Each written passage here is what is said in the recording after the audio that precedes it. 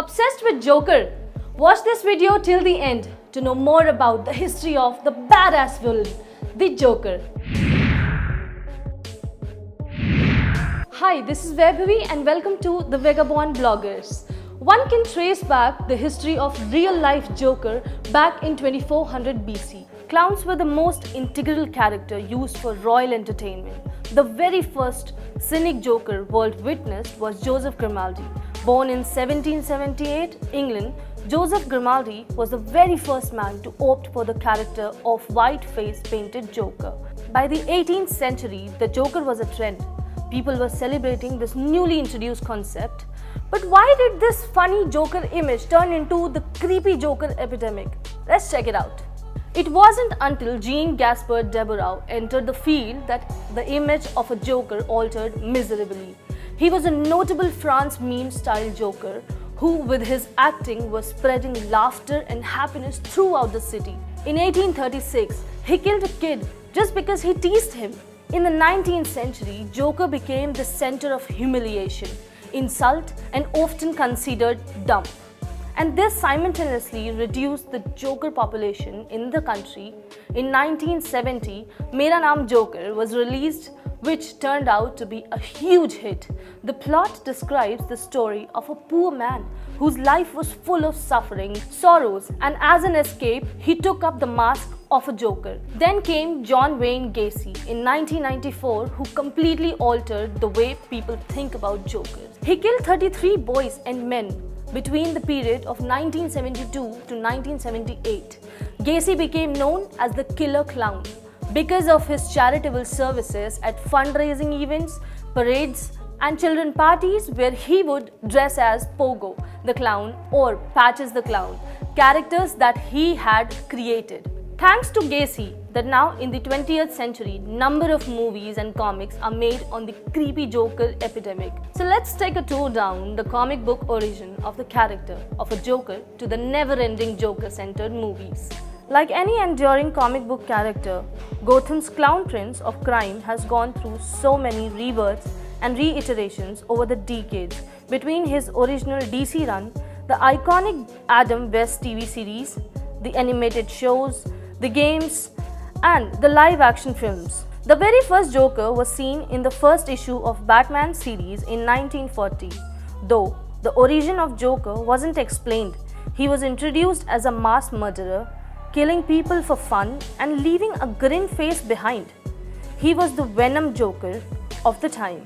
The goofy monster technique turned out to be quite favorable for the sale of the comic. The second one was Detective Comics Series 168, The Man Behind the Red Hood, came in 1951.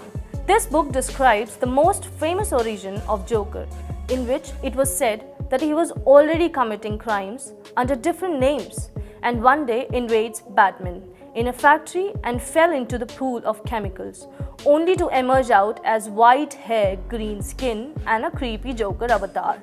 Batman TV series 1966, the cultural contributions in Cesar Romero's performance as a fun and over-the-top Joker. Though he appeared in only a handful of episodes, the series didn't pay much attention to the origin of the Joker. The only thing we knew about is that he was a high school dropout, hypnotist, and master of disguise who turned to crime. The Killing Joke 1988, it was an adapted version of the 1951 Red Hood story for Alan Moore's own take on the Joker mythos in a one-off graphic novel, The Killing Joke. In his version, the Joker was an engineer who quit his job at a chemical plant to pursue his dream of stand-up comedy. Failed at the comedy, he joins the local gang to feed his wife, an unborn child. During one of his robberies, he encounters a fight with Batman and later he was smashed into the chemical to only come out as a psychopath. Later, over the grief of death of his wife and unborn child, he turns out to be a Joker. Tim Burton's Batman 1989, this version adapts the same repeated origin story of Joker and the chemical pool. Nothing much changed and directors were portraying their version of the same story again and again. In a delightful 1980s touch, the Joker's smile is due to a botched plastic surgery job following the accident. Mask of the Phantasm 1993. This was the same theatrically released adaptation of Batman, the animated series, and Joker origin didn't found much difference. Followed by the Batman Confidential, Lovers and Madmen in 2008.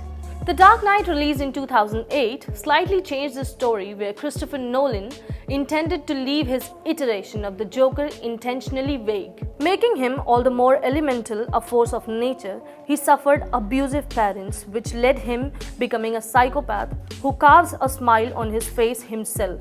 Joker goes incognito in one scene. Makeup off and the swamp green seemingly washed out of his hair, insinuating that the discoloring is a choice. Later, many more came up like Batman Arkham Asylum 2009, Batman Streets of Gotham, The House of Hush 2010 and 2011, Batman Zero Year 2013 to 2014, Batman Endgame 2014 to 2015, though each one of them was eye-captivating, yet no one delivered much changed story of the Joker's origin.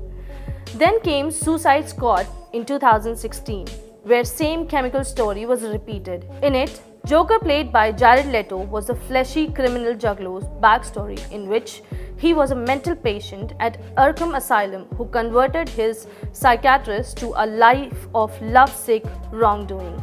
There came Harley Quinn. Later, many more Joker movies came out, but nothing captured our attention more than the recent release Joker. This movie features a story of a miserable man who lives with his mentally ill mother, enduring all the torture, watched his wife die, lost his job, and mistakenly killing 3 people.